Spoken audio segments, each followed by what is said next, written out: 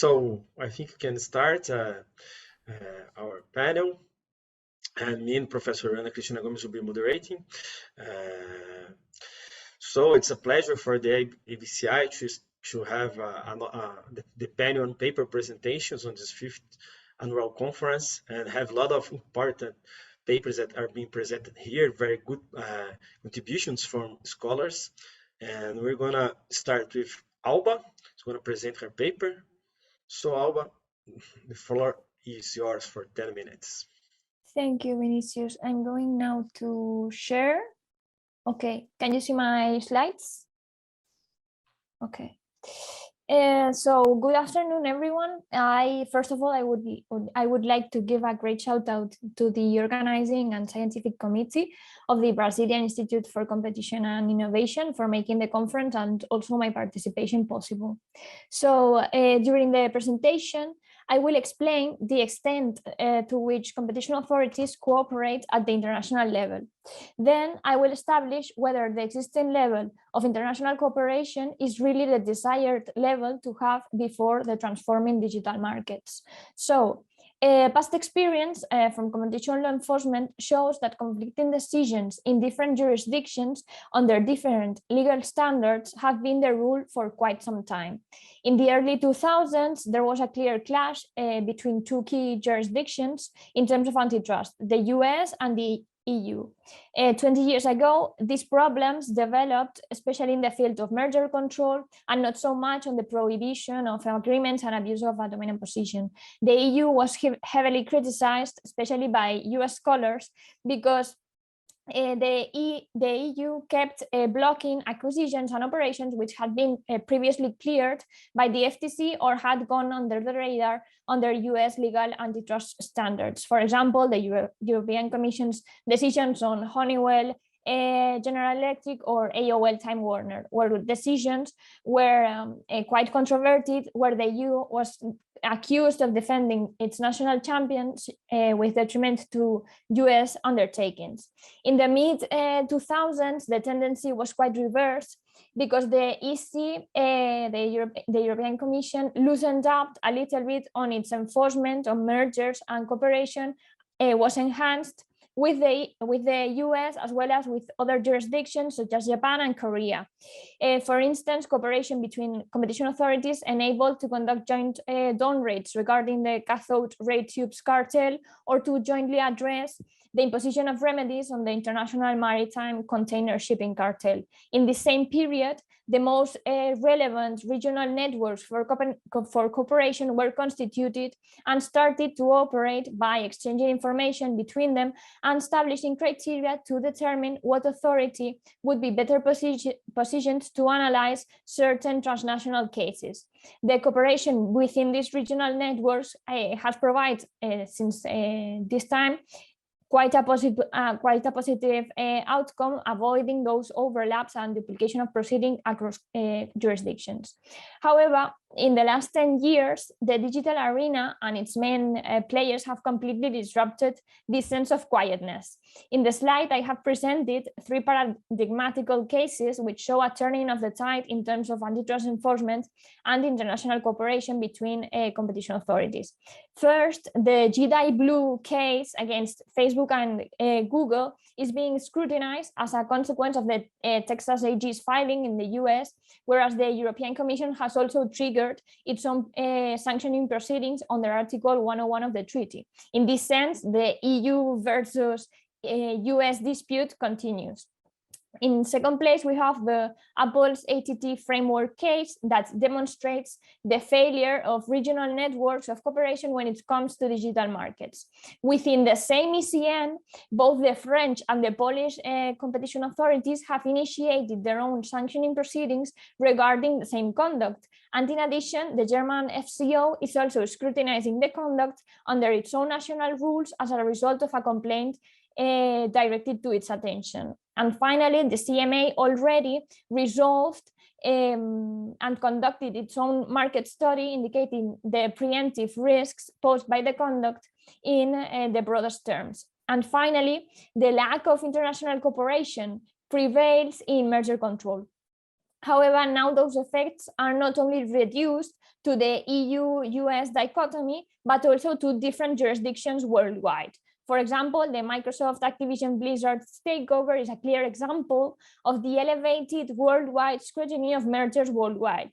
9 jurisdictions will have a say on the merger's clearance. 2 competition authorities have already unconditionally cleared the merger. 2 authorities are analyzing the practice in phase 2, and up to 5 different jurisdictions are still deciding whether they will analyze the merger's possible anti-competitive effects. So against this background, there are 5 main ideas that must inspire the debate on international cooperation regarding digital markets. First, the EU versus US debate prevails, but cooperation seems to be encouraged on both sides when it comes to enforcement. Second, different worldwide jurisdictions are enforcing competition law under different legal standards over global players in the digital arena. Third, there is an increasing risk of fragmentation between members of regional cooperation networks, although they have been quite successful in the past. Fourth, other jurisdictions different to the EU and the US are also claiming their own place at the table when enforcing their own competition policy, namely, for example, the CMA in the UK or the ACCC in Australia. And fifth, as opposed to the previous scenario in the early 2000s, the EU's legal standards is not the most stringent criteria in the world, and therefore undertakings cannot profit from a legal certainty and predictability by relying on the so-called Brussels effect. In the broadest terms, there are 5 main sources of international cooperation between competition authorities: regional competition regional cooperation of networks, the OECD, the ICN, bilateral and multilateral agreements between competition authorities, and the WTO through regional trade agreements. Both the OECD and the ICN tried in 2014 and 2019 to address the problems of international cooperation through recommendations, and in the case of the ICN, through a framework for competition agency procedures. In the case of the ICN, not many competition authorities had adhered to the framework, whereas the current state of things from the OECD perspective is quite discouraging too. According to the OECD, the most frequent manifestation of international cooperation regarding antitrust enforcement takes place in regional networks, namely the ECN, the Nordic Alliance, or the arrangements between Australia and New Zealand competition authorities. However, across the rest of jurisdictions, legal limitations based on differing legal standards hinder international cooperation. According to the statements of the own competition authorities, the use of consultation procedures and positive or negative committee is quite uncommon between competition authorities. So, as you may well imagine, this situation is the origin of an ongoing debate amongst scholars over the reasons which justify this shift in competition policies worldwide. Some scholars advocate for the concept of deglobalization as the consequence of a fragmented online space where digital players thrive from differences in enforcement policy as opposed to a more stringent and unique standard applied worldwide. From the perspective of international law, this shift would be explained through a lack of exteriorization of consent on the side of competition authorities. Put simply, authorities prefer informal processes of international lawmaking away from the need of harmonization through formal agreements, which also require unequivocal consent for certain topics. And finally, other scholars criticize the core of competition enforcement, competition law systems. Building up on the expansion of competition law systems worldwide, some scholars argue that the ground rules of Chicago's school ideas have been wrongly translated into national competition law regimes. Therefore, this difference in enforcement corresponds with an inaccurate diffusion of the original and foundational ideas of competition law as a whole. In my opinion, if international cooperation from without has not worked in the past and competition authorities are not prone to implement the instruments provided by the institutional perspective, namely the OECD or the ICN, the solution could come from within the competition authorities. that translates in my research into negative committee. In other words, competition authorities, before exercising their own powers over a conduct, should consider deferring the case to another jurisdiction. That could take the form of abstaining completely from analyzing the conduct, or perhaps of analyzing the conduct when the scope of its effects can be perfectly limited into its own jurisdiction. However, when considering negative committee, which has been an instrument in international law since the 17th century, we must consider that it is a domestic concept. Therefore, each sovereign state may exercise deference on its own terms and legal standards. In the past, committee, for example, from the perspective of the US, has been used as an instrument to claim its own jurisdiction on conducts which had taken place abroad rather than in the form of abstention that we had said earlier. Similarly, in the EU committee, the instrument of committee has manifested in the principle of sincere cooperation and has only been analyzed in a skewed and ineffective manner. So, after all, the solution coming from within the authority could crystallize through cooperation in the form of a knowledgeable and accurate definition of committee at the OECD level that it is not at the moment, and through the adequate instruments to make it possible. For instance, through binding rules applying to adhering members to the recommendation issued by the OECD. Thank you for your attention, and I would like to answer your questions if you had any. Congratulations, Alba, fantastic presentation. I think this question is very important because usually we discuss this saying that these geopolitical considerations come back to the discussion, but maybe it's not so new because the thing that we have different decisions in different countries is not so new. And one point that interests my research, and I saw in our presentation and your abstracts interesting to me, like you put it that maybe there is the Chicago schools not providing a unique methodological approach, and this is one source of different outcomes, different decisions. Do you think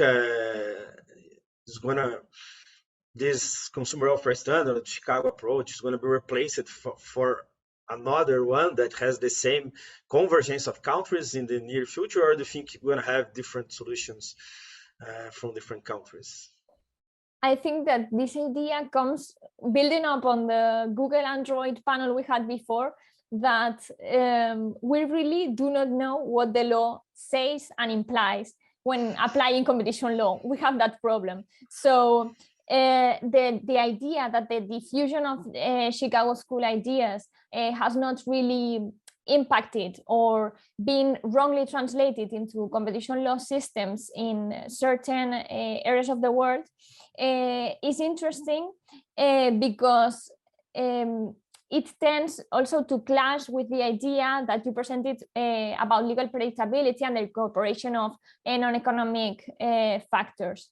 So I agree that maybe a rethinking of what maybe the broader objective of competition law should be stated and also coherently mandated and shared by competition authorities worldwide, so that they can facilitate and also in that sense try to think about solutions which are coherent and do not clash with each other when it comes to, for example, the imposition of remedies.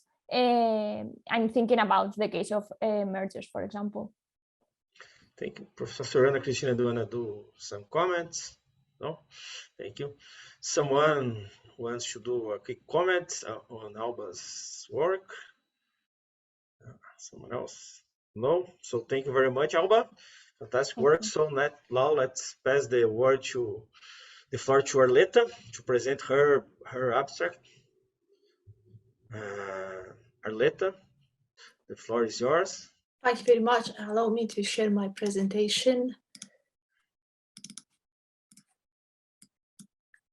Excuse me. Right. I'll ask the same question. Can you see my screen?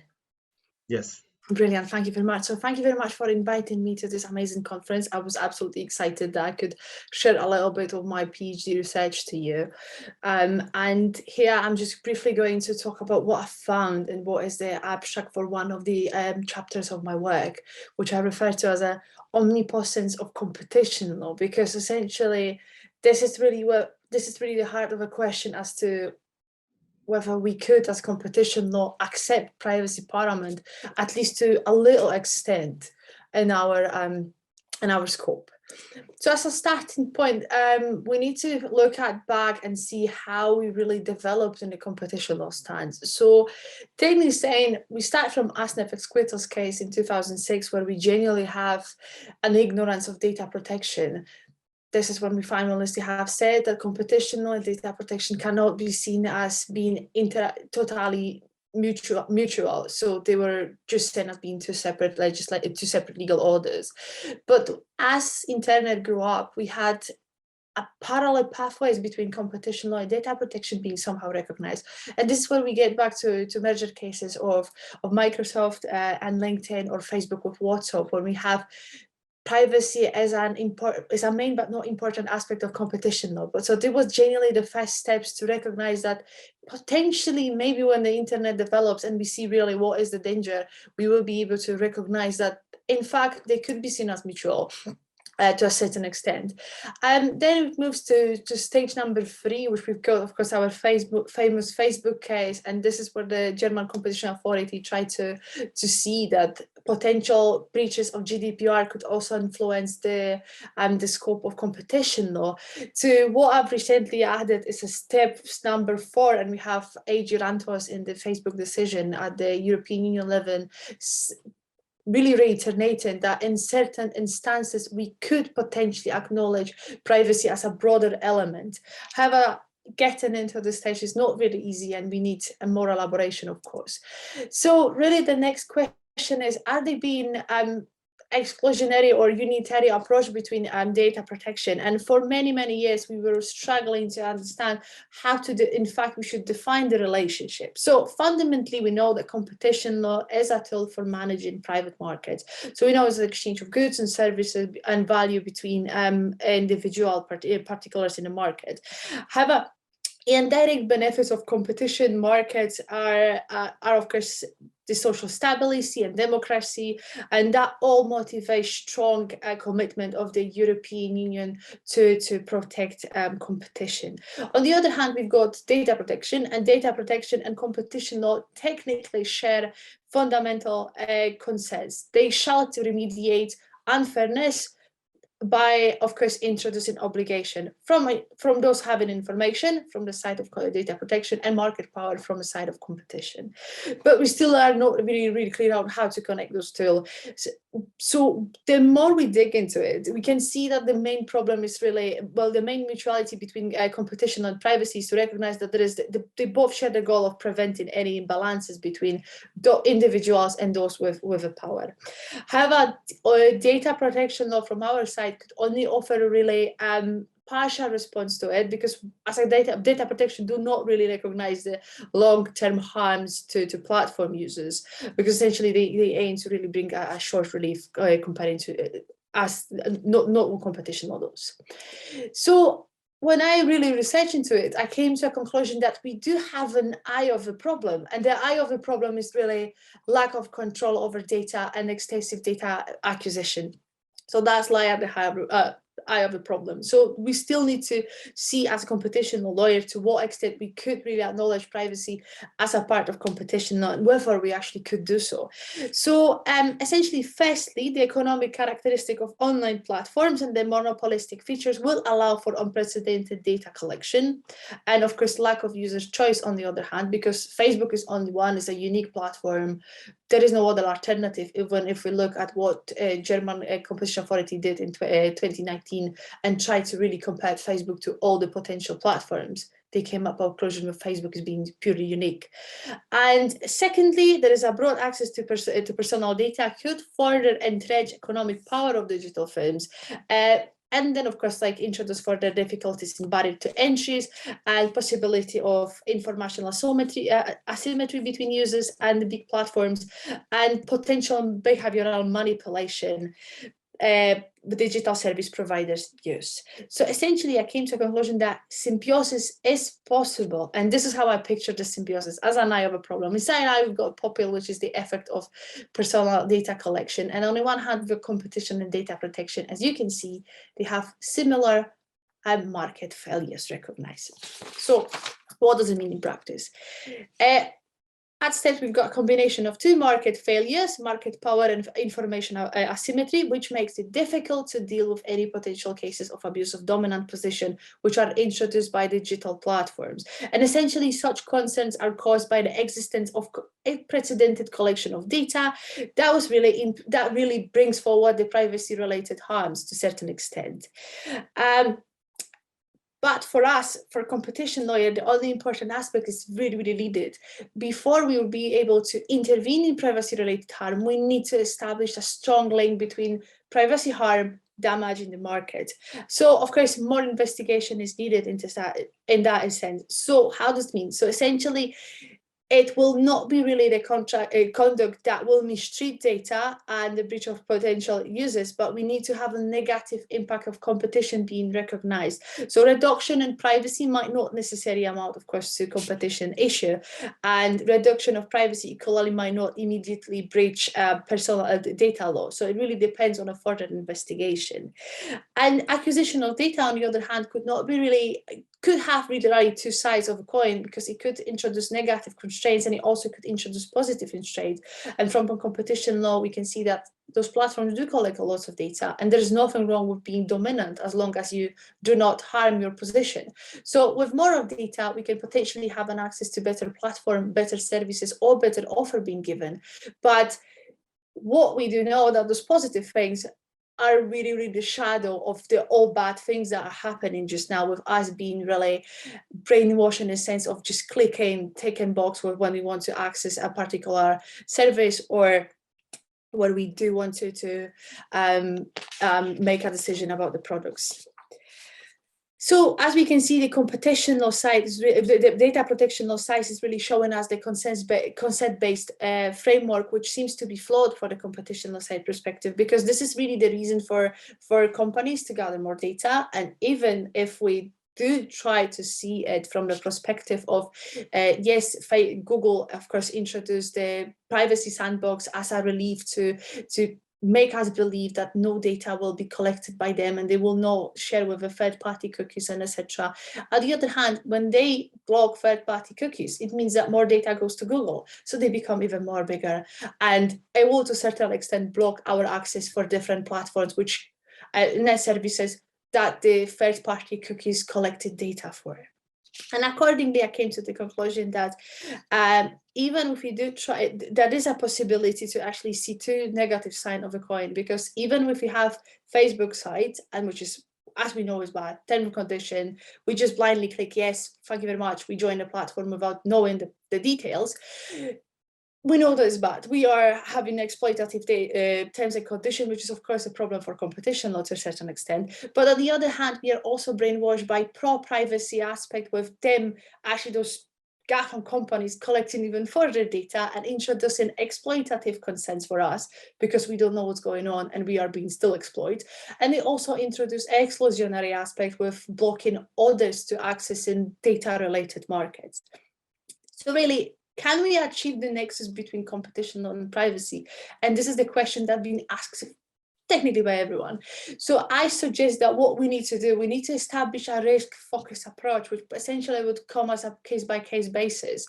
We really need to see the direct link between those platforms harming market and harming users, and then usually acknowledge that in the sense of what A.G. Rantos did in his opinion on Facebook, use privacy to only as a factor that will help us to assess the harm in a broader perspective.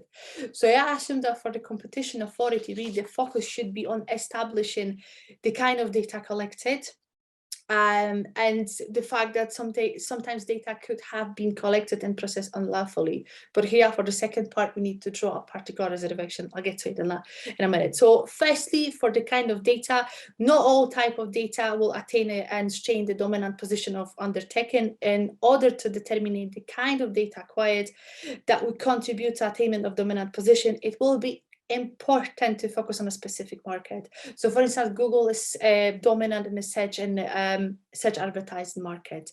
But when we do look for the other part, which is the fact that the data could have been collected and processed unlawfully, this is where we would need to really be specific and really look at the problem for competition law and trying to link it, but we need to remain cautious. So here we would try to really expand the notion of Article 102 to say that data collection could be a form of exploitative in terms of coercion, or we could draw a potential line between excessive data collection and excessive pricing.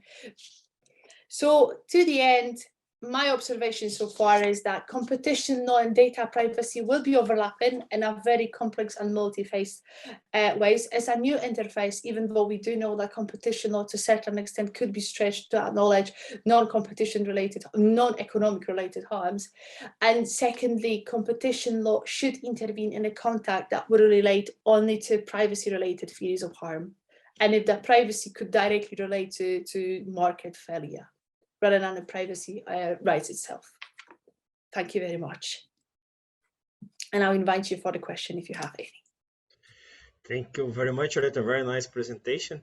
I think that's a very interesting thing, like this idea that if you doesn't comply with data law or data protection laws, it's an indication and that competition authorities should use that, but they have to be different to the position of the data agency, because and then this idea that if you exploit too much, how do you think? Because I don't know, in my point of view, in my reasoning, at least often Brazilian terms, but maybe European terms, like a better way to punish or to these things about exploitative data, it's consumer law, it's not competition law. And like dark patterns are, at least in Brazil, they are more easily punished by consumer law, but they are indication, and then you have to see this consumer harm. This is another thing. Another thing I would like to listen to you is, how do you think about these models of like open banking? Because it's open bank is a model it's in Brazil, but we have our inspiration in UK. And open banking, you share data, but you have this discussion about opt-in, opting out. And do you think the idea of I have the proprietorship, I'm the owner of my data is important, because I have already read in some papers that this is like analog idea, like maybe ownership is not the best solution to deal with data. Oh, thank you very much for this question. So essentially, like for the for the fact that you own your data, I really digged into the data portability rule, just to saying that if we own the data, do we know how it is used or how it is not used? So really, like I do believe the entire notion of the discussion between the privacy and the competition law really fluctuates around the Facebook saga and what's happening with the German Facebook case. So this is really the moment when we don't know that we own our data, and they manage to, of course, revenue using our data without us knowing that they actually earn on us. But here, when people are much more informed about the what is happening with the data, I do assume that we can have a phenomenon of privacy market being introduced further to the users. This was something with MySpace idea used to be in the past, that you needed to be a user there in order to see others' profile. Thank you. Someone else wants to do a comment?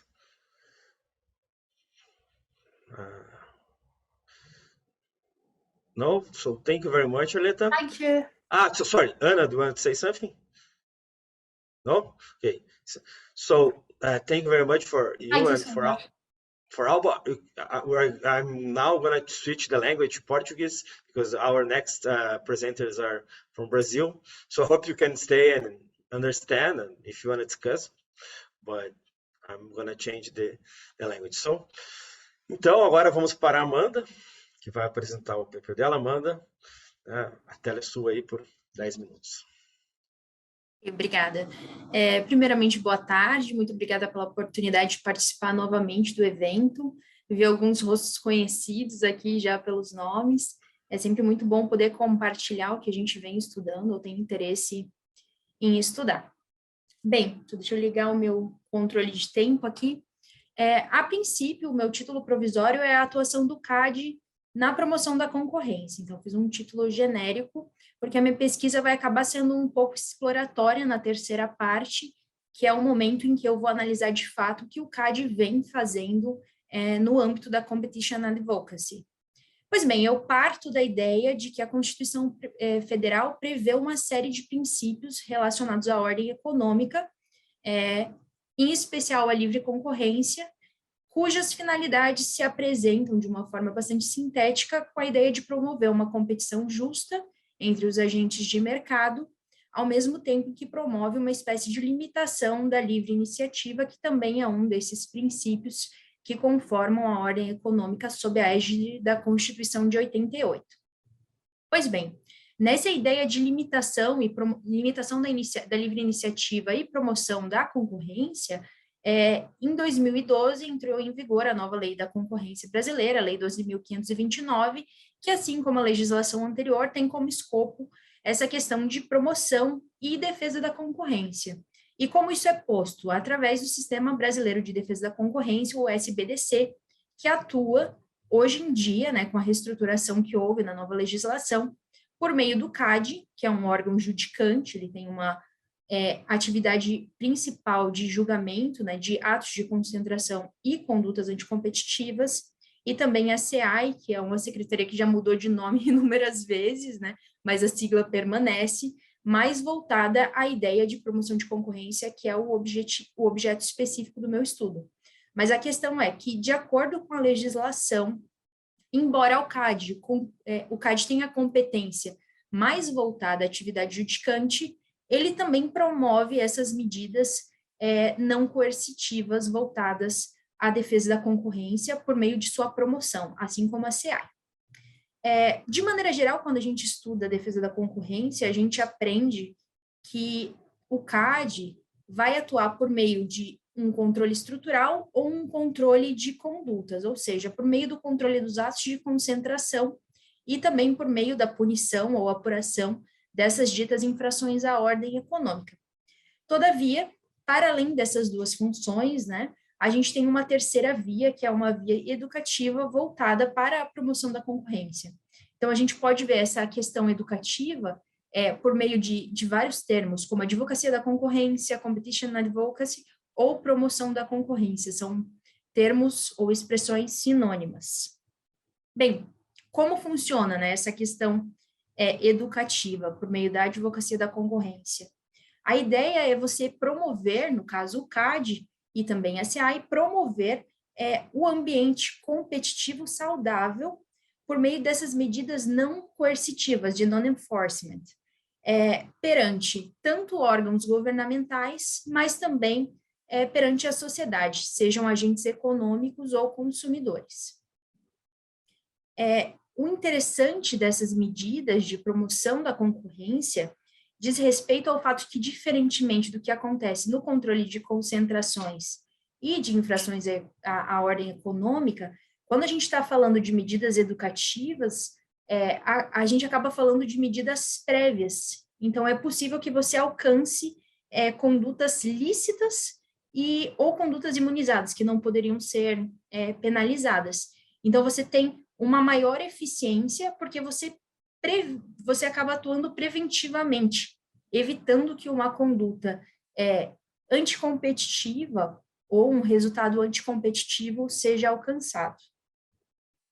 É uma medida mais informal, porque você não trabalha necessariamente por meio de procedimentos, como ocorre em relação atos de concentração e punição de infrações à ordem econômica, e também pode ser menos custosa, porque não envolve toda essa questão de procedimento administrativo, né? Pode ser muito mais simples.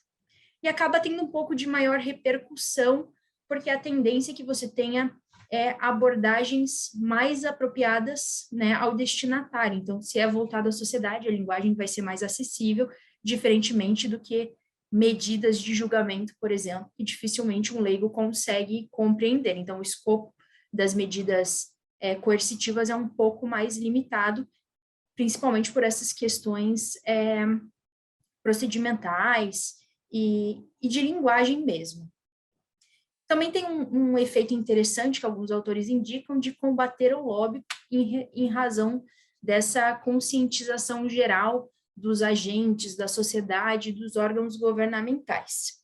Pois bem, como funciona, né? Exemplos práticos de advocacia da concorrência seria, por exemplo, a emissão de opiniões pelos órgãos da concorrência, como o CAD ou a SEAI, e também a atuação em propostas legislativas, sempre voltada especificamente para a questão da concorrência.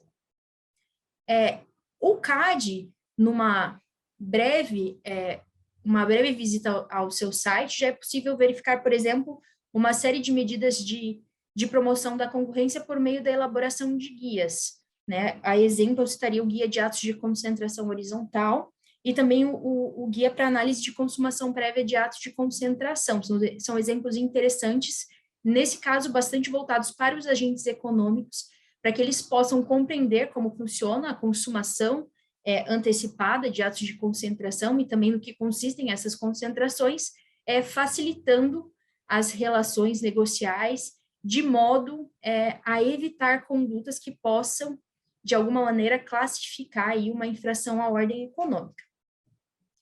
E existe também uma questão interessante, que há autores que veem na advocacia da concorrência uma espécie de via marginalizada no Brasil, como se não fosse dado o devido valor a essa forma de atuação para a promoção da concorrência. Então, a pesquisa acaba tendo uma funcionalidade de trazer também mais luz a essa terceira forma de atuação, né, das entidades antitrusts no Brasil para a promoção da concorrência. Feito esse esclarecimento, como eu disse, a minha pesquisa é bastante exploratória ainda, né, eu estou mais na parte teórica por enquanto, mas a ideia final é verificar quais as atividades são exercidas efetivamente pelo CAD atualmente, e eu pretendo partir de 2012 até agora, considerando a alteração da legislação, né, voltadas a essa promoção da concorrência. Então, a ideia é fazer uma busca e listar essas medidas. Para tanto, os meus objetivos específicos estão voltados, primeiro, à conceituação da Competition Advocacy, delimitando o conceito, funções, exemplos, né, para trazer uma luz sobre o tema. Como segundo objetivo, descrever essa divisão, né, de competências na legislação, até que ponto o CAD pode ou deve promover essas questões relativas à educação do mercado, dos consumidores e, inclusive, dos órgãos que compõem a administração pública. E, por fim, que aí sim é bastante exploratória, é a ideia de fazer a listagem. Não sei se farei exaustiva, ainda estou considerando, mas fazer um levantamento desses itens e dessas medidas que foram tomadas e vêm sendo tomadas pelo CAD, que se classificariam como medidas de advocacia da concorrência. Eu acho que é isso. Fico aberta para discussões e perguntas. Obrigado, Amanda. Muito interessante. Então, assim, eu escrevi um artigo sobre esse tema aí, publicou em inglês o artigo, um livro, papel do CAD nas processos de privatizações. Eu acho que entra na lógica teológica, né? Porque, assim, se você pegar, tem uma discussão clássica, uma discussão antiga do CAD, na época do Gessner, na privatização da Vale do Rio Doce, né? A Luciana Salgado, naquela época, ela fez uma proposta lá de o CAD falar previamente ao processo de privatização e discutir se aquele modelo geraria concorrência depois ou não, né? E o Gessner aceitavam fazer uma análise ex post, né? E por uma questão de relações de poder, né, o BNDES, o Ministério da Economia, são órgãos que têm mais força no Conselho Nacional de Desestatização, na medida em que se tem objetivos que não, o único objetivo ali não é aumentar, melhorar a concorrência depois, tem o objetivo de maximizar o valor da venda do ativo. Né? E como é que eu maximizo o valor da venda do ativo? Não é com mais concorrência, porque se o cara tiver mais concorrência, ele vai ganhar mais dinheiro. E eu BNDES, que emprestei dinheiro, ou eu, Ministério da Economia, que quero vender por mais caro, quero vender uma concessão, talvez com exclusividade. Né? Então, vamos pensar, se eu vendo correio sem o monopólio postal, né? Ele vale uma coisa. Se eu manter com o monopólio postal, ele vai valer outra, muito mais. Então, às vezes, né, esses objetivos, eles se confundem, mas não há obrigação, necessariamente, você abrir mão de uma venda volatil para melhorar a competitividade do setor depois, né? E a análise ex post depois, né, como parecer, não valeu para muita coisa. Se você pensar depois que foi feita a privatização, e se diz assim, seria legal se o outro tivesse soltado outro modelo, porque ele teria mais concorrência. Aí já era. Você já fez a privatização, ninguém vai voltar atrás, acredito, né? E eu acho que, pelo que né, do PPI também, o CAD faz parte do PPI, né? Comparar o conselho do PND, né, com o conselho do PPI, que é meio que o sucessor, né, faz parte, né? Mas ele não tem necessariamente um voto decisivo, mas ele ainda faz parte do conselho, né? Então, não sei se você vê essa participação como importante na tua lógica aí. A questão de privatizações é um dos exemplos citados por muitos autores estrangeiros quando eles vão falar sobre a advocacia da concorrência. De maneira geral, entende-se nessa perspectiva de advocacia de concorrência que o CAD ele vai atuar, embora a gente acabe pensando mais na atuação do CAD voltada aos consumidores e aos agentes de mercado, porque é mais simples, né? Você vai educar as pessoas para que elas entendam os seus direitos, para que elas entendam o impacto da concorrência no dia a dia, ou o impacto da concorrência nas relações comerciais que elas travam, mas a atuação diretamente do CAD em relação aos órgãos estatais faz parte desse viés educacional, e a ideia é que você crie uma consciência ou ensine, né, essas questões relativas ao impacto concorrencial decorrente desses atos públicos, para que ele seja considerado também na hora da tomada de decisão. Mas é como você disse, quando você toma uma decisão no âmbito da administração pública, a gente está falando aí de um complexo sistema de atos normativos constitucionais, né, de textos. Embora eu estude a concorrência, eu não posso dizer que seja um princípio exclusivo, né? Na própria Constituição, e aí num viés mais social, a gente tem uma série de outras questões que precisam ser analisadas conjuntamente em tomadas de decisão, como questões de desemprego, questões ambientais, enfim, toda uma questão de saúde econômica também. Então, a gente precisa sempre analisar, embora a ideia esse viés, essa perspectiva do impacto concorrencial, esse é um dos fatores que vai precisar ser considerado na hora da tomada de uma decisão, junto com inúmeros outros, né? A gente não pode querer colocar a concorrência como um princípio isolado e superior a todos os demais. A nossa Constituição tem uma série de princípios hierarquicamente equivalentes, então a gente precisa tomar em consideração todos eles, né? Me parece. Não sei se eu respondi a sua pergunta. Não, respondeu, mano. Alguém mais quer fazer uma consideração, professora Ana, ou algum dos outros colegas aí? Não? Obrigado. Então, Amanda, vamos passar agora para a Beatriz. Beatriz? Oi, na verdade sou eu e o Pedro. Tá. Vocês podem aí dividir, então, como quiserem. Então, a tela é de vocês aí por 10 minutos. Perfeito. Nós fizemos uma divisão. Bom, primeiro queria agradecer por essa oportunidade, é a primeira vez que a gente participa desse congresso, e o nosso artigo é sobre a natureza jurídica dos vieses cognitivos. Então, vou explicar um pouquinho, né, sobre a questão de vieses cognitivos e algoritmos, e depois eu passo a palavra para o Pedro. Bom, nós, enquanto seres humanos, desenvolvemos ao longo do nosso processo evolutivo viéses cognitivos como uma forma de poupar tempo e energia na tomada de decisões. E aí, como explica Daniel Kahneman, que é um dos fundadores da economia comportamental, o pensamento se dá através de vieses, que são atalhos simplificados do pensamento intuitivo, só que as conclusões decorrentes desses pensamentos, eles são, por vezes,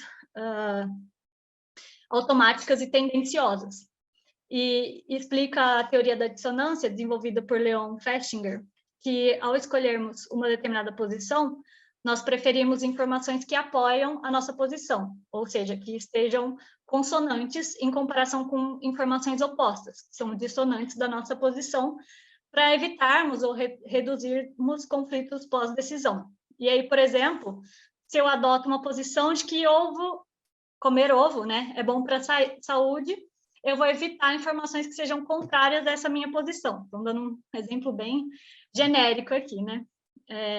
E esses vieses cognitivos acabam influenciando a forma como interpretamos a realidade e também afetam a manifestação da nossa vontade. E esses vieses sempre foram utilizados, de alguma forma, no processo de venda, né? Então, a gente já está acostumado a ver aqueles gatilhos de urgência, só até amanhã, últimos itens de estoque, mas, de uma forma geral, eles eram apresentados de uma forma geral, eles não eram personalizados.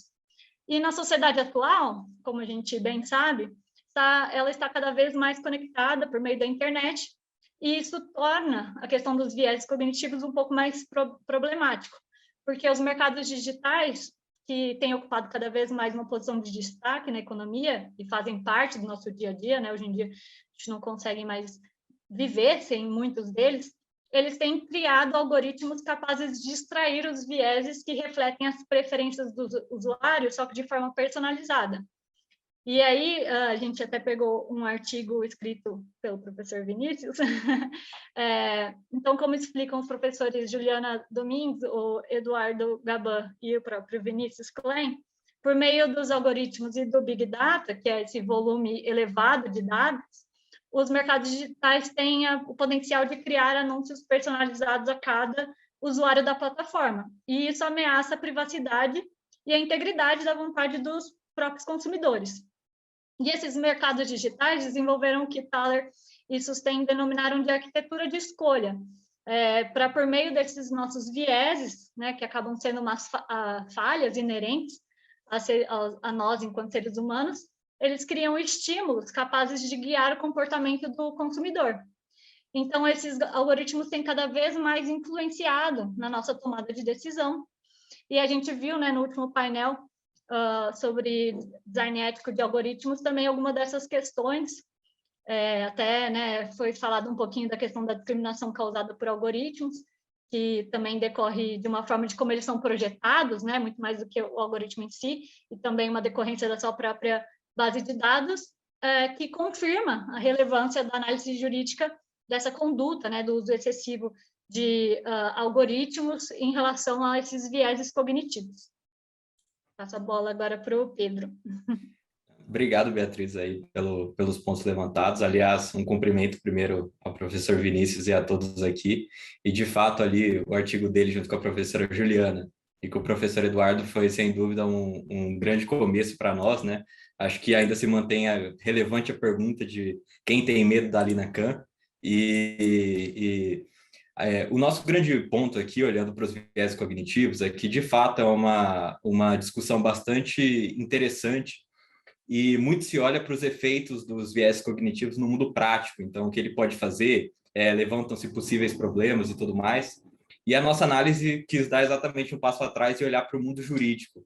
Ou seja, como que esse fato, essa arquitetura de escolha que a Beatriz comentou, utilizada nos algoritmos e principalmente nas plataformas digitais, como que ele adentra no mundo jurídico? Qual é a natureza jurídica que assume essas arquiteturas que os algoritmos têm feito para conseguir extrair os viés cognitivos dos usuários e, assim, estimulá-los ao consumo, ou, enfim, ao que se deseja.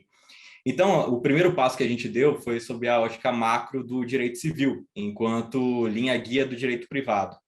E olhando pela ótica do direito civil, ali na escada pontiana, a vontade não é elemento que compõe a existência do negócio jurídico. Então, entender a vontade do agente não garante a existência. A existência independe dessa vontade. O próprio professor Junqueira de Azevedo ensina isso. Mas, quando a gente vai para o próximo plano da escada pontiana, a vontade passa a assumir um papel relevante quando se trata da validade do negócio jurídico. Não à toa, o Código Civil traz diversos casos em que o erro na vontade ou a falha na declaração e na assunção dessa vontade pode causar vícios ao negócio jurídico, como a própria coação, por exemplo, ou a lesão, que tem sido um instituto também bastante estudado. Então, a vontade ela passa a ter esse valor no plano da validade do negócio jurídico.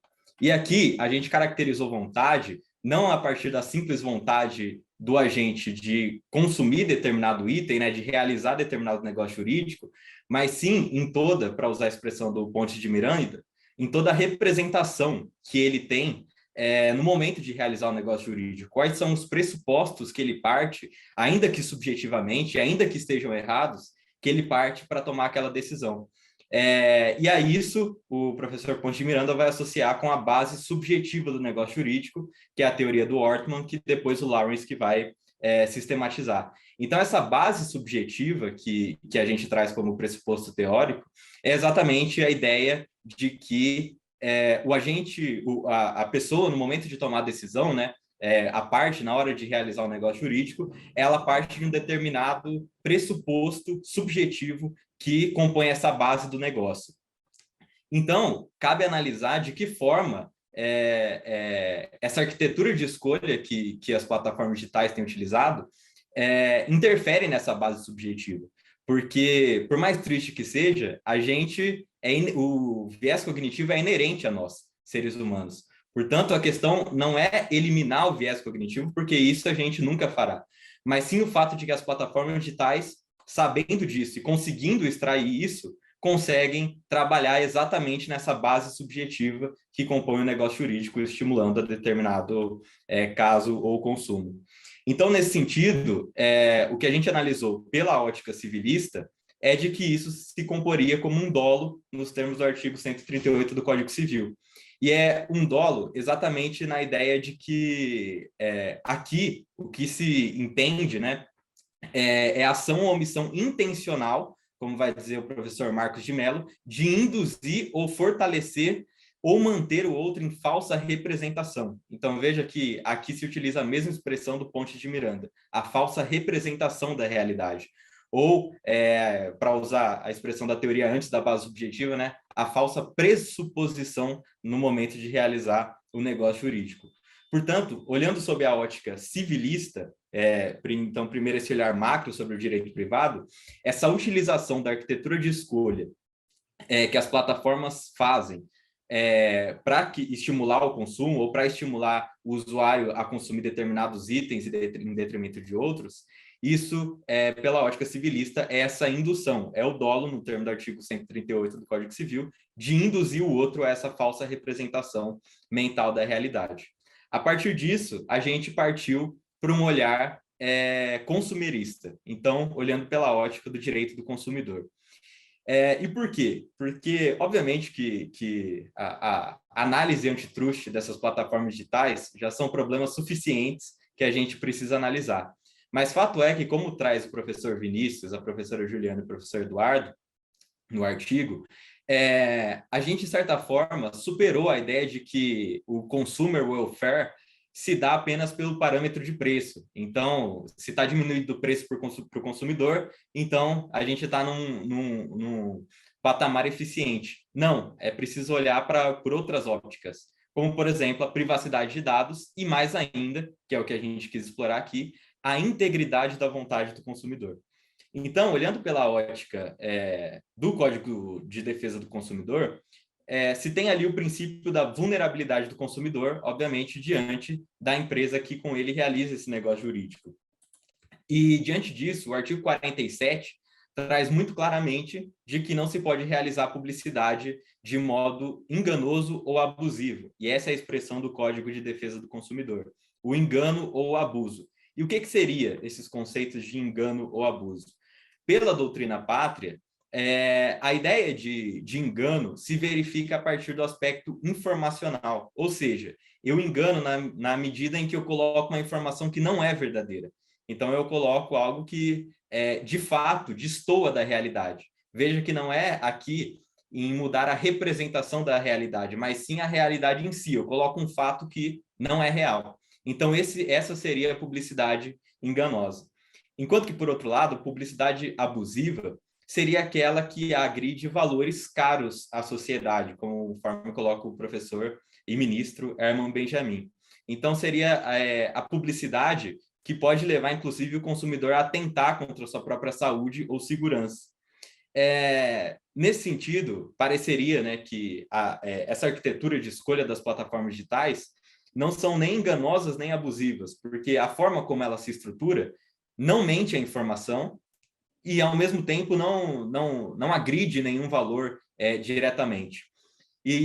Mas, nesse sentido, Magalhães Dias vai trazer um comentário bastante importante de que, quando o Código de Defesa do Consumidor coloca essas duas hipóteses, as coloca em linha exemplificativa e lato sensu, exatamente porque o Código do Consumidor, querendo acompanhar a mudança dos tempos e, obviamente, sem saber como seria o futuro, deseja abarcar todas as possibilidades que venham a ter de publicidades que possam, de alguma forma, agredir os valores do consumidor e do próprio ordenamento jurídico.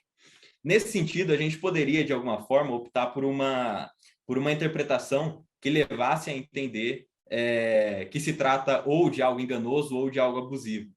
Mas a nossa opção aqui, dado que se trata de um caso bastante particular e que merece uma atenção em especial, foi de caracterizar essa arquitetura de escolha que visa identificar o viés cognitivo e utilizar ele para produzir determinado comportamento no consumidor como uma publicidade limitadora de vontade. E, nesse sentido, a gente define que publicidade limitadora de vontade é a publicidade que, dentre outras, vise de qualquer maneira, por qualquer meio ou sob qualquer formato, limitar a capacidade cognitiva do consumidor de produzir tão racionalmente quanto possível, porque, como já dissemos, os vieses não se eliminam, apenas a gente os contorna, a sua vontade, induzindo de forma personalizada o consumidor através de vieses e heurísticas. Então, o nosso olhar foi exatamente buscando, antes de analisar, ao invés, de analisar os efeitos dos viés cognitivos no mundo prático, recorrer a entender como ele adentra no mundo jurídico. Fico aqui à disposição para perguntas, eu e a Beatriz. E obrigado, professor. Obrigado, Pedro. Obrigado, Beatriz. Obrigado pela citação aí. Assim, é uma coisa que eu acho interessante, tem a ver com até com a apresentação da Arleta, de uma forma, né? Essa questão da divisão de trabalho mesmo, né? Então, vocês, e isso é uma coisa que eu acho interessante, né? Focaram no consumidor, né? Que, vamos ver, tem um principal trabalho aí, né? De tratar das práticas abusivas, né? Mas aí até vamos, né? Fazer uma provocação na linha da concorrência, que é a seguinte. Até uns anos atrás, acho que não foi ano passado, ano atrasado, a gente teve a apresentação do livro do Maurício Stuck, do Ariel Ezrat, lá, o Competition Overdose, né? E lá tem uma discussão numa situação no qual a concorrência gera negativa, né? Porque ela vai ter um valor negativo no meio que ela vai ser quem abusa mais do consumidor, quem explora mais o consumidor, né? Ele dá o exemplo dos sites de hotéis lá em Las Vegas, né? Mas o exemplo de vocês aí é um pouco a mesma lógica, né? Você tem uma arquitetura para fazer o consumidor comprar uma coisa e começar a incluir um monte de penduricalhos ali, né? Ele gastar muito mais, então. E aí a própria advocacia da concorrência aí, que, né, da Amanda estudando ali, ela não vai resolver de certa forma, né? E a pergunta que eu faço para vocês é: vocês acham que mais concorrência entre as plataformas seria suficiente para reduzir a exploração desses vieses? Ou a questão é de regulação mesmo? Porque a gente poderia dizer assim, não, a Amazon faz isso, ou, né, os Big Techs fazem isso porque elas têm uma posição de mercado dominante. Ou vocês acham que não, né, aí não está a resposta? Professor, essa é uma pergunta, obviamente, que que talvez seja a pergunta de $1 milhão, né? Saber se vale a pena regular isso e como seria essa regulação. Mas aqui, o norte que eu entendo, e obviamente deixo para a Beatriz complementar, mas é de que a regulação nesse sentido seria importante, porque a concorrência, nesse momento, me parece, se dá exatamente no sentido de quem tem o melhor algoritmo para identificar os vieses, para conduzir o consumidor a determinado comportamento. Então, a concorrência nesse sentido vai ser exatamente de produzir melhores algoritmos para essas finalidades. Não só essas. Isso eu quero deixar claro, que a gente pegou um recorte do que se utiliza de algoritmos. Existem algoritmos, obviamente, que tentam induzir o consumidor de outras formas, mas aqui a gente quis recortar aqueles que visam identificar quais são os vieses a que o consumidor está mais propenso, porque fato é que cada um de nós aqui possui determinada propensão maior ou menor a determinados vieses cognitivos. Então, esse identificar e utilizar, quanto melhor, vamos dizer assim, a briga concorrencial vai ser o de quanto melhor, mais eu quero. Tanto nesse sentido, eu lembro do artigo da professora Juliana, esqueci o nome exatamente, mas a não imaginado, ou algo nesse sentido, relação entre o direito do trabalho e o direito antitruste, que é exatamente o fato de que, principalmente nessas grandes big techs, o grande ativo é o seu programador, porque é ele que é capaz de extrair esses tipos de algoritmos a partir da base de dados. Então, a concorrência vai se dar exatamente em uma tentando pegar o programador da outra para produzir melhores algoritmos capazes de identificar melhor esses viés cognitivos. Então, o aumento da concorrência, no meu modo de ver, não vai diminuir a utilização de viés cognitivos e essa indução do consumidor. Antes vai aumentar. Complementando aqui a fala do Pedro, com a qual eu concordo, eu acho que só a concorrência só ajudaria nessa questão se a gente também educasse o consumidor, né? Então, o consumidor passasse a exigir, né, das empresas também o uso de algoritmos que não se utilizassem, né, desses vieses cognitivos. Então, se houvesse ali a educação do consumidor para que ele passe a demandar de empresas e consuma mais empresas que tenham uso mais ético, né, mais claro em relação a esses algoritmos. E, por enquanto, a gente sabe que essa não é uma realidade, então acaba ficando mais a cargo da regulação mesmo, para proteger os consumidores nesse sentido. Posso? Só nesse sentido, boa tarde, né, para vocês, parabéns pelo trabalho. Só nesse sentido, já que nós estamos falando de regulação, de como regular, e aí a Beatriz citou a palavrinha ética, né? E aí a situação que eu gostaria de colocar será que nesse mundo que nós estamos agora vivendo, de compliance, para tudo que existe uma estrutura de compliance, um programa de integridade. Será que um programa de integridade seria também algo a se pensar, quando se pensa nessas estruturas, nessas arquiteturas para a criação de algoritmos, de buscas, de como isso vai funcionar? Por que eu estou dizendo isso? Porque aí vocês acabaram de dizer, né, que o programador na verdade, é a grande riqueza, né? Se eu tenho um programador que é a grande riqueza, então como é que eu vou dizer que é a empresa, né, a companhia que estimula? Não é também o subjetivo do programador? Então, será que criar essa situação de um programa de integridade que ultrapassa a capacidade do direito, né? Coloca o direito para pensar o que fazer. Mas será que seria possível? É só esse questionamento, se vocês pensarem em algo assim, ou se conhecem algo nesse sentido. Ana, primeiro, obrigado pela provocação, acho que faz todo sentido. Acho que quando eu e a Beatriz pensou nesse tema e nesse artigo, a ideia foi exatamente, ao caracterizar, dar mais contorno para como isso incide no mundo jurídico, foi exatamente erguer essas discussões de, tá, e agora? Como a gente vai regular? Acho que esse tipo de programa, ele faz sentido, dentro da empresa precisa existir uma cultura nesse sentido, porque até como a gente viu no painel anterior, né, essa questão do fairness, é muito importante exatamente porque existem algoritmos que, assim, se você, dependendo da forma como você arquiteta ele vai ter vieses, inclusive racistas, como já foi conversado.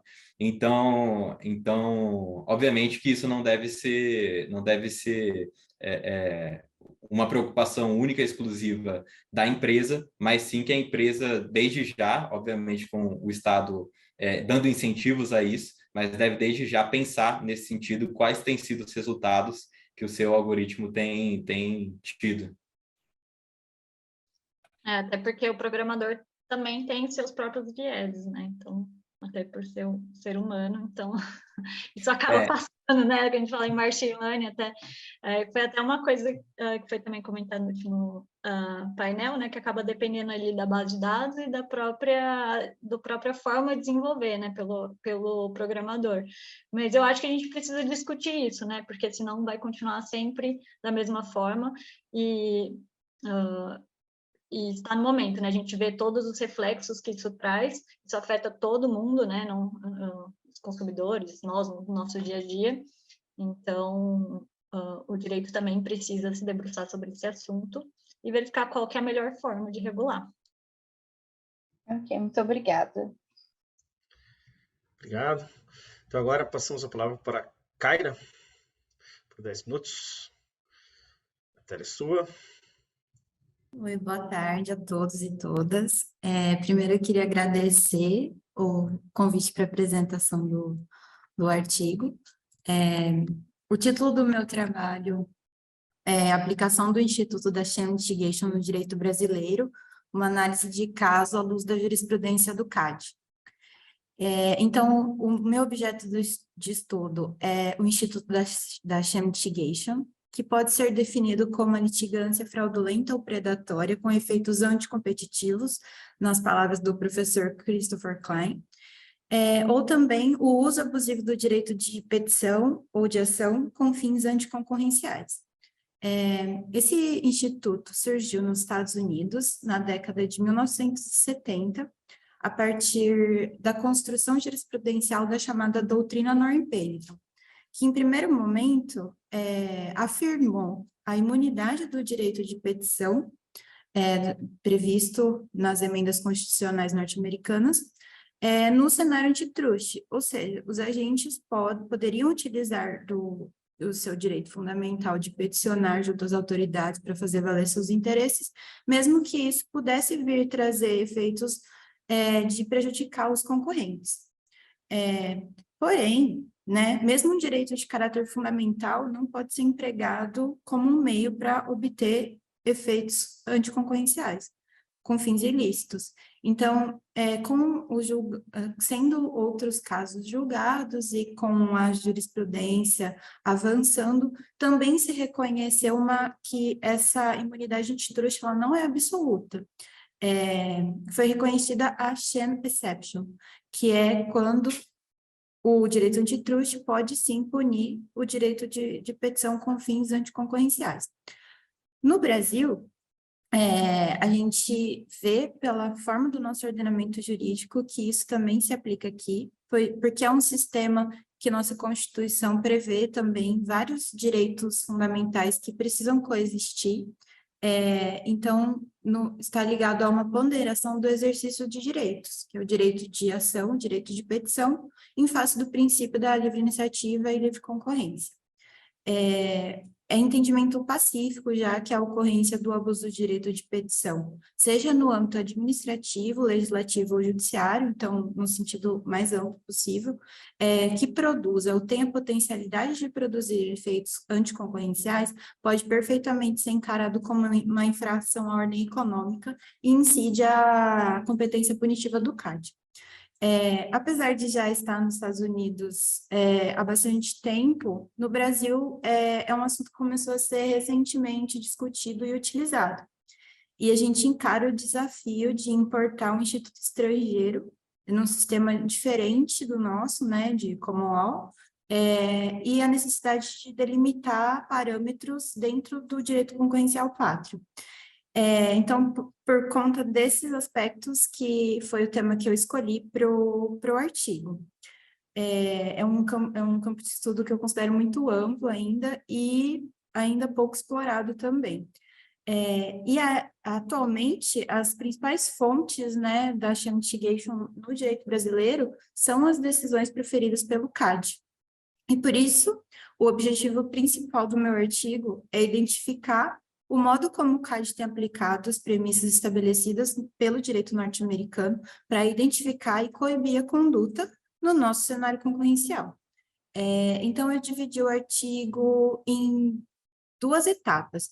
Primeiro, eu fiz uma abordagem mais teórica, narrando a construção do Instituto, da doutrina Norm Pennington, fazer uma breve explicativa dos casos julgados pela Suprema Corte Americana, que levaram à construção da doutrina, também o caso que levou à construção da sham exception, e, por fim, os casos que levaram à construção dos testes pré e teste POSCO, que são os testes utilizados pelos Estados Unidos, pela autoridade antitruste americana, para delimitar e definir os critérios para que a conduta seja configurada nos casos concretos.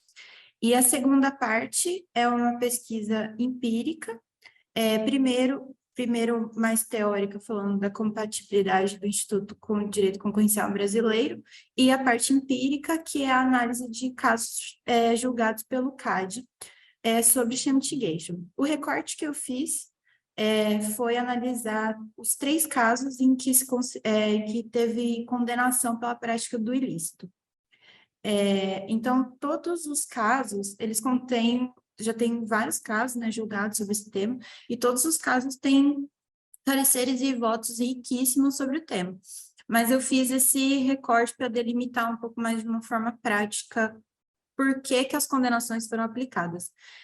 Então, os 3 casos que eu analisei foram, primeiro, o chamado caso Simpetro, em que foi o primeiro que utilizou essa lógica norte-americana e condenou o uso abusivo do direito de petição com efeitos anticoncorrenciais, porém, não empregou explicitamente o termo sham litigation. Numa breve síntese, esse caso foi um sindicato de postos de gasolina que utilizou uma pressão muito grande junto a membros do Poder Executivo e Legislativo do Distrito Federal para conseguir a edição de uma lei que proibiu a entrada de outros concorrentes no mercado. E aí, portanto, foi punido pelo uso abusivo do direito de petição. O segundo caso também é um caso paradigma na medida em que foi o primeiro em que efetivamente teve uma condenação por sham litigation, utilizando expressamente o termo sham litigation. É o caso chamado Box Tree, em que, nesse caso, as representadas utilizaram uma série de ações, foram mais de 9 ações, se valendo de um direito autoral que, na verdade, não conferia exclusividade, era no mercado de propagandas televisivas, né, um formato de vendas pela TV. Na verdade, ela não teria direito a essa exclusividade, porém conseguiu decisões liminares que também forçaram os concorrentes a não veicular os programas nesse formato. Posteriormente, as liminares foram revertidas e também foi condenada pela prática de sham litigation. E o terceiro caso é o caso Eli Lilly, que é no ramo farmacêutico. Eu considero que é o mais marcante dentre os que teve condenação, porque nele ficou bem claro o quanto esse ilícito tem a potencialidade de produzir efeitos anticoncorrenciais, que no caso é representada Eli Lilly, ela, por meio de um direito de patente, alegação de um direito de patente de um químico utilizado no medicamento para câncer de mama, ela induziu o judiciário a erro para fazer crer que ela tinha exclusividade, quando na verdade não tinha, de fato.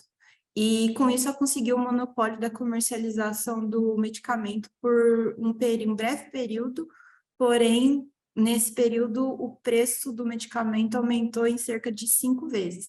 E nesse caso foi uma multa bem alta de 36 milhões. Então, esses foram os 3 casos que eu analisei no recorte. Então, eu ainda não concluí o trabalho, mas algumas conclusões eu já pude tirar da análise que eu fiz. Então, o que a gente conclui em primeiro momento é que o CAD sim se utiliza da doutrina norte-americana, os votos e pareceres, eles fazem, inclusive, várias das partes da construção da parte teórica do trabalho, eu também tirei dos votos do CAD, também utilizei dos votos, dos pareceres do próprio CAD para a construção. E nos 3 casos, os pontos de intersecção que eu identifiquei como essenciais para ter a condenação são, primeiro, que as demandas movidas são objetivamente infundadas, ou seja, são aquelas em que nenhum litigante poderia esperar ter sucesso. Como, por exemplo, o caso da Eli Lilly, ela não tinha o direito, porém foi para o judiciário pleiteando esse direito. E o critério subjetivo, que é empregar o direito de ação como um mecanismo para alcançar os efeitos anticoncorrenciais.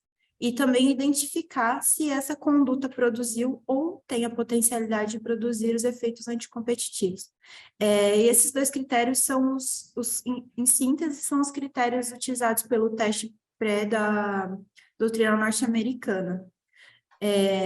Então, como eu mencionei, na doutrina norte-americana também tem o teste POSCO, que ele é uma intersecção, porque se considera que mesmo os casos em que algumas ações podem ser intentadas, podem ter procedência, podem ter algum fundamento, mas no geral, a prática como um todo, por exemplo, uso de diversas ações, de ações em várias esferas diferentes ou em foros diferentes, também pode ser uma estratégia de prejudicar o concorrente que está sendo demandado. Então, mesmo se algumas ações tiverem fundamento, isso não afastaria a prática de sham litigation. E no Brasil, o que a gente vê nas condenações não é isso, tanto no caso da Box 3, o primeiro parecer da STE foi pelo arquivamento do inquérito, porque, em primeiro momento, como eu disse, eles conseguiram as liminares. Então, como eles tinham decisões favoráveis, não se considerou que eram ações infundadas. Então, mas, de toda forma, o CAD vem se utilizando dessa jurisprudência de uma forma cada vez mais refinada, um crescente refino teórico, um aprofundamento e pormenorização da conduta investigada, e o que a gente vê é que não está somente se tendo uma importação simples e pura dessa jurisprudência, mas sim uma preocupação em adaptar a teoria na nossa realidade prática. O Instituto tem sido compatibilizado com as peculiaridades do nosso sistema jurídico.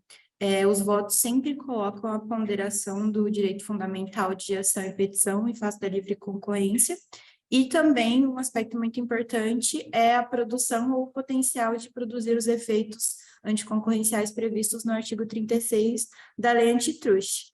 Então, em primeiro momento, já a conclusão é que, a partir dessa construção, o Instituto está começando a tomar a sua forma própria na versão brasileira. Então, é isso. Eu fico aberta aí para considerações e perguntas, e agradeço novamente. Obrigado, Karen, pela sua apresentação. Eu acho bem interessante a discussão da sham litigation e essa questão do que é infundado, né, e tem liminar, né.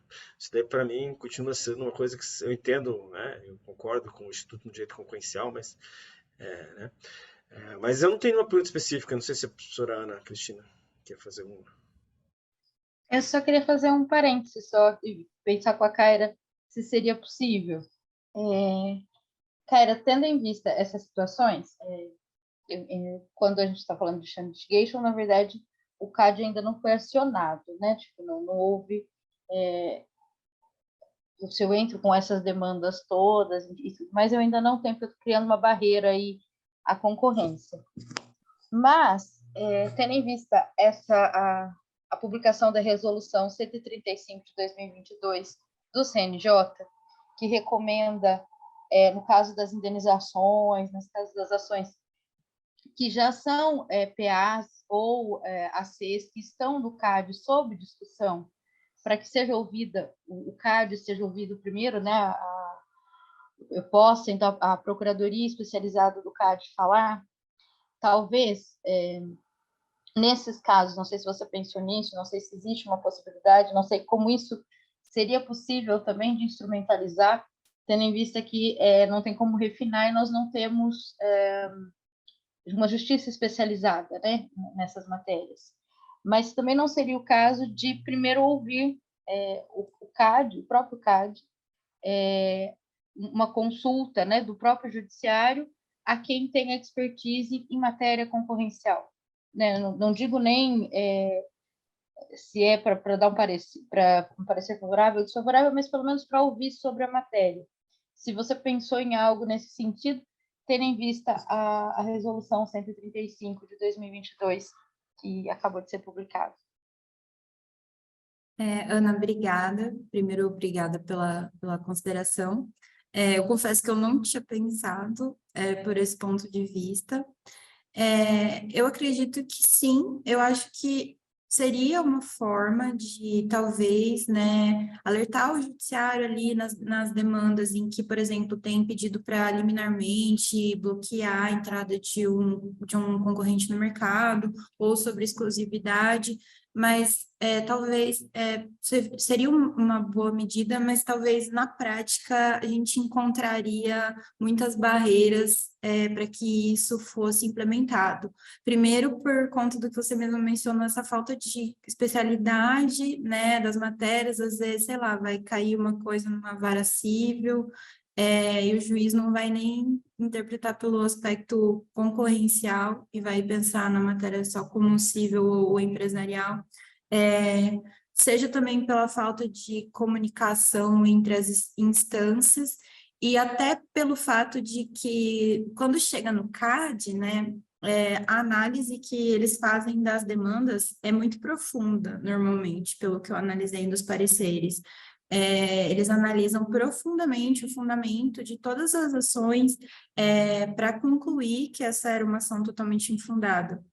Então, talvez em fase, numa liminar, por exemplo, não seria já suficiente para concluir que a demanda é infundada, porque precisaria ter toda a parte da instrução probatória, contraditório e tudo mais. Eu acredito que a eficiência poderia ser, no caso que tem pedido de medida liminar, no sentido de, sim, como parecer do CAD, os juízes podem ter uma compreensão por esse aspecto da concorrência, para aguardar ter uma melhor cognição do caso antes de, por exemplo, conceder uma liminar excluindo outros concorrentes do mercado. Seria eficiente, um efeito preventivo.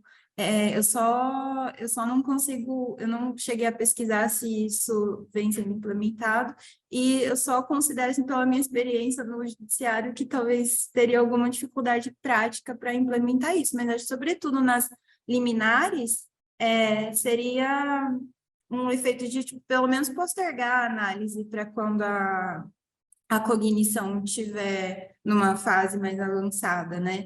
Porque, como a gente vê até nos casos em que teve condenação, tanto o caso da Box 3 quanto o caso da Eli Lilly, foi através da concessão de medidas liminares que elas conseguiram o monopólio ou a exclusão dos concorrentes. Não sei se eu respondi a pergunta, né? Mas não, é só algo que eu também vou pensar sobre. Muito obrigada. Sim, vou continuar refletindo e tomar para pesquisa, com certeza, agradeço. Obrigado.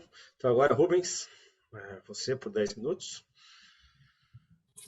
Oi, pessoal, quero agradecer a todo mundo por ter selecionado meu tema. É minha segunda vez aqui no IBCI. O meu tema é se o antitruste pode combater a inflação, seria um instrumento apto a essa tarefa. E esse tema, ele veio de duas questões. Acho que a primeira é de tentar pensar a inflação por fora daquela estratégia ortodoxa, que sempre tenta combater a inflação com taxa de juros e austeridade fiscal. o que pode ser efetivo para combater uma inflação de demanda, mas que não endereça a inflação quando vem de parte da oferta, não endereça outros tipos de inflação, além de ter um efeito bastante contracionista na economia, reduzindo ali a velocidade do crescimento econômico, e nesse contexto atual, pós-Covid, ela tem um risco também de dificultar ali a retomada da economia. Outra coisa também foi endereçar ali a preocupação do Joe Biden quando ele coloca a política concorrencial como principal meio de combater a inflação. Isso gerou uma grande polêmica nos Estados Unidos. Todos aqueles think tanks de direita falaram que isso era só mais uma desculpa do Joe Biden junto com a Lina Khan para atacar as grandes empresas, né? Porque para eles a Lina Khan é uma pessoa que não se importa com preço, só quer mesmo ali combater o monopólio. Sendo que, na verdade, se você observar a literatura da escola neobranesiana, e mesmo essa literatura que não é necessariamente neobranesiana, a preocupação com o preço ela sempre aparece. Eles sempre associam ali as grandes concentrações econômicas com o problema de preço. E até me surpreende essa polarização, porque a escola de Chicago, no passado, sempre foi muito preocupada com a questão dos preços. Então, parece um tanto óbvio que a inflação era uma coisa que valia a pena endereçar. Foi até um mote que eles pegaram na década de 70 para conseguir avançar a pauta do consumo welfare. Mas, aparentemente, ali não há essa compreensão atual. Então, de fato, eu tentei fazer essa pesquisa buscando informações, análises empíricas sobre o funcionamento dos mercados internacionais e o impacto da competição na inflação. Então, eu fui atrás de documentos que mostravam, por exemplo, estudos nos países europeus. Tem um estudo que eu coloquei do Banco Central Europeu de 2005 que mostra que a concorrência do mercado ela teve um grande impacto em reduzir o índice de inflação no período de 1996 até 2005 de forma duradoura e na verdade, foi ali um dos principais fatores. Outro estudo na sequência também conclui que caso os mercados não tivessem avançado no sentido de mais concorrência, a inflação poderia ter crescido numa média de 33%, que é o estudo que eu coloquei ali na sequência desse. Outros estudos também analisam a questão da concorrência internacional sobre a redução dos preços dos produtos. Então, é uma questão um pouco diferente do que a gente vê aqui, né? Porque na Europa os mercados são analisados também com perspectiva internacional, não é só mercado nacional. Então, eles também estão estudando ali o incremento da concorrência nacional para ver os impactos em termos de inflação. Ou seja, existem algumas pesquisas empíricas que demonstram que uma competição mais acirrada, né, um mercado mais competitivo, ele pode ser um freio a aumento de preços. Eu também investiguei, por outro lado, a questão ali dos cartéis e os impactos deles em inflação, e parece que algumas pesquisas apontam que a inflação pode ser puxada por cartéis em áreas concentradas, como, por exemplo, o mercado de pão. Tem uma pesquisa que mostra que um cartel de pão no Canadá ele aumentou o valor do pão em 40% para cima do índice da inflação, ou seja, ele ajudou a aumentar também o índice de inflação canadense. Também eu reuni pesquisas em mercados como o da Indonésia, em que o cartel ele também tem essa grande influência nos índices da inflação, na verdade, é um problema que a gente tanto estrutura a questão ali do mercado, né, estrutura do mercado, número de concorrentes, quanto dos riscos de coordenação. Então, são duas áreas que o Instituto pode atuar, tanto a área preventiva, que é prevenir grandes formações ali de mercados concentrados, quanto também a questão mais de punitiva, indo atrás das condutas ali de cartel e de poder unilateral, que também podem elevar o preço nos mercados. Então, são esses instrumentos ali que o Instituto pode estar utilizando para tentar contribuir com a inflação, não é um debate de combate à inflação. Não é como se o Instituto fosse uma bala de prata, né? Isso é uma perspectiva ali de que o Instituto pode manter a saúde no mercado por algum tempo, né? Não resolvendo no curtíssimo prazo, mas impedindo essas variações de preço, porque os mercados concentrados eles apresentam uma grande vulnerabilidade ao choque macroeconômico, como questões de epidemia, como a da Covid, questões de crise. Tem vários artigos no Instituto que mostram que essa estrutura de mercado muito concentrada, ainda que ela não apresente um risco inicial, ela pode, num período de crise, repassar o prejuízo mais rapidamente para os consumidores. Então, de certa forma, o Antitruste, nesse caminho ali de pensar com mais cuidado o controle de concentração e também dar um enforcement mais forte nos cartéis, nesse sentido, com investigações, indo atrás, investigando, podem deter ali a pressão das empresas de repassarem repassarem preços maiores ao consumidor.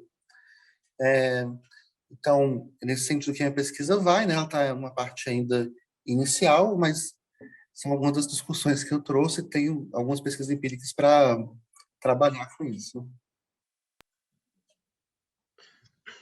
Obrigado, Rubens. Não, é bem interessante essa questão, realmente, né? Foi levantada aí recentemente, porque, assim, parece que tem uma coisa que é um efeito direto, né? E de certa forma óbvio, né? De quando eu tenho mais concorrência, o preço cai, né? Mas, por outro lado, quando eu faço um trade-off ali entre efeitos líquidos da operação e foco em eficiências, né? Talvez uma forma seria isso não seja tão levado em conta, né? E acho que algumas críticas assim a esse ponto são aqueles de que você falou, não é uma bala de prata, e também tem o fato de que isso tende a funcionar tanto no médio prazo, né? Porque você não consegue fazer uma intervenção dessa, por exemplo, eu estou com inflação alta esse mês, né? Tem que fazer, aumentar juros, não tem muito o que fazer. No médio prazo você vai poder ter uma resposta talvez de estrutura de mercado, porque aí vai cair no ponto que eu acho que é o mais relevante, que é assim, se o mercado é concentrado numa questão estrutural, e você for entender que você vai ser mais rigoroso, né? Você pode estar indo contra aquela ideia de que o mercado eficiente é com poucas empresas naquele mercado específico, né? Então, assim, não é uma solução tão fácil para todos os mercados. No mercado de Big Techs, por exemplo, você tem a questão do freemium e tal, né? No qual o tese não vai ter tanto impacto, né? Vai ter impacto talvez no preço da publicidade, que por última análise vai ter impacto em todos os produtos, à medida que isso vem no custo das empresas, mas o efeito talvez não seja tão grande assim, né? E o Estados Unidos está num contexto de alta inflação, então às vezes, quando o cara levanta assim, a concorrência vai reduzir a inflação, né? A inflação americana está muito alta e não vai ter resolvida com medidas tradicionais. Você levou isso bem em conta, né? Eu acho bem interessante essa pesquisa. Não sei se a professora Ana aí quer fazer alguma consideração. Não. Obrigada. Bom, só posso usar o tempo para complementar? Pode terminar. Então, eu acho que a grande questão ali é que a gente teve essa concentração do mercado, nos mercados internacionais, tanto nos Estados Unidos quanto no Brasil, Europa, e a gente não viu um benefício de as eficiências revertidas para o consumidor. O que a gente vem vendo é uma alta nos preços constante, que não estava batendo no índice de inflação por um tempo, que a Europa e os Estados Unidos passaram por um período certa estabilidade no nível de inflação. Mas quando você olha, por exemplo, os artigos ali na CAN, quando ela ainda era uma jornalista investigativa, ela vai olhar cada mercado, ela vai no mercado de chocolate, ver que está concentrando, ver o aumento de preço. Então, e várias outras pesquisas nesse sentido. Então, essa literatura se conecta muito com essa preocupação da inflação. Então, acho que esse foi o ponto que eles conseguiram acessar essa questão, né? Porque a questão do aumento de preço ela é fundamental nos artigos e livros que falam sobre a concentração econômica, além, obviamente, do problema político, né? Então, eu acho que tem outro ponto que eu esqueci de abordar, mas é uma coisa que também desenvolvo. Tem o Wickhout, que escreveu The Profit Paradox, ele também está indo por uma linha de que essa concentração econômica ela não é arriscada apenas porque ela facilita as empresas a passarem os custos para os consumidores, mas também porque ela inibe a produtividade, ela permite que as empresas produzam de uma forma mais lenta, mais parcimoniosa, e não para atender a demanda. Então, ainda tem essa outra preocupação, né, de que os estruturas de mercado concentradas não estejam ali atendendo o consumidor, o que leva a um problema na parte da oferta que o Banco Central não consegue endereçar com as medidas de taxa de juros e também ali com a austeridade fiscal. Então, ainda tem ali um segundo fator e que, muito espertamente, ali a nova administração do Biden conseguiu tentando trazer o tema da inflação para o seu lado, né? Ao invés de, na verdade, ceder, porque foi o que aconteceu no passado. O tema da inflação e concentração econômica veio da década de 60, mas naquela época, Chicago School conseguiu dar um banho neles com o consumer welfare e tudo mais. Eu concordo com você. A questão de incluir isso nos efeitos negativos da concentração e na própria análise antitrust, né? E que a escola de Chicago conseguiu evitar que isso tivesse um peso tão grande.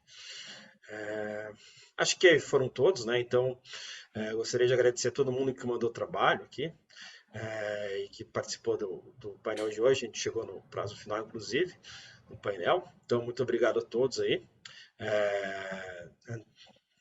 Thank you, all of you, Alba, Arlette, and everybody that was here today presenting very fantastic paper. So we're ending the panel. Thank you, Professor Ana Cristina, for being here with me today. And thank you very much for all. Anything you want can make contact us at the IBCI. So thank you very much, and hope you can see tomorrow, the last day of the conference. Thank you very much. Ciao. Bye. Bye.